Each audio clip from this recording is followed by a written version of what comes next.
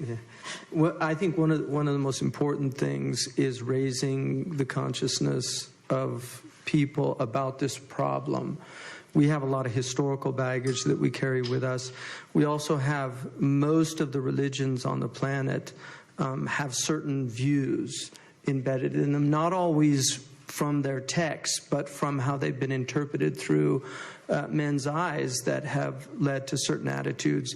In one religion, which is a great world religion, in a certain caste, the dharma or the practice of a woman was to serve her husband, and when her husband died, she was also, she burnt herself on the sacrificial fire with her husband. So her life ended with her husband because her spiritual dharma was literally over.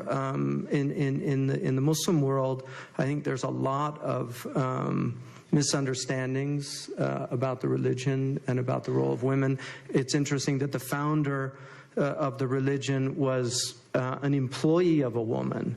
Khadija was actually the employee, and she was a very successful businesswoman that supported the Prophet Muhammad.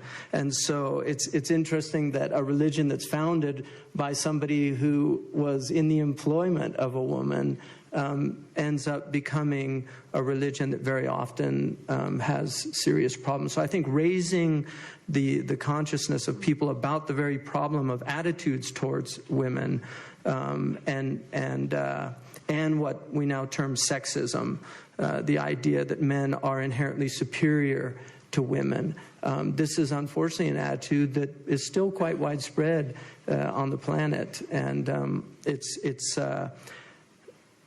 as long, I think, as that idea is there, the same problem we have in race. We were talking earlier just about race, the same problem we have in race, the idea of racial superiority, of white supremacy.